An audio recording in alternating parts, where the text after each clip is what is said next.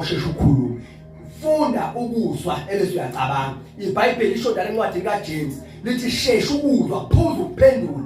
Ile process yokuphuza ukuphendula uyacabanga ngoba uSolomon uthi ngale encwadini yeZakha isiphukuphuku sinamazwi amaningi emlonyeni waso.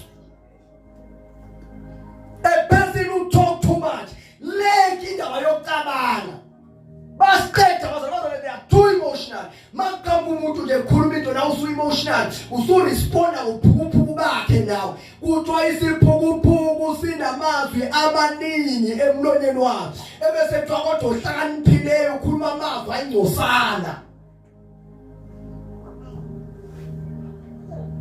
Hey we are emsebenzini bakuthi nje usathane uyazi ukuthi sawugcotshwe kancane ukuze uzothuka inhlamba. Uyafana ugcotshwe kancane ukuze uzocasuka isono lonke. Sidawaza abacasuka isono lonke. To Ephesians 4 verse 28 kasifani kodwa ningoni lingasitheli ilanga nisadiniwe. Sinabantu abacasuka isono lonke, sinabantu abacasuka inyanga yonke. Cha nikhohlakele bazalwane. Inyanga yonke.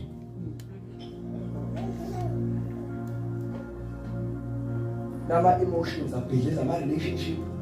Lama emotions abhidliza imndeni. Lama emotions akubhidlizela ngisho emsebenzini. Emsebenzini babona isihogo kodwa khona uyakhola.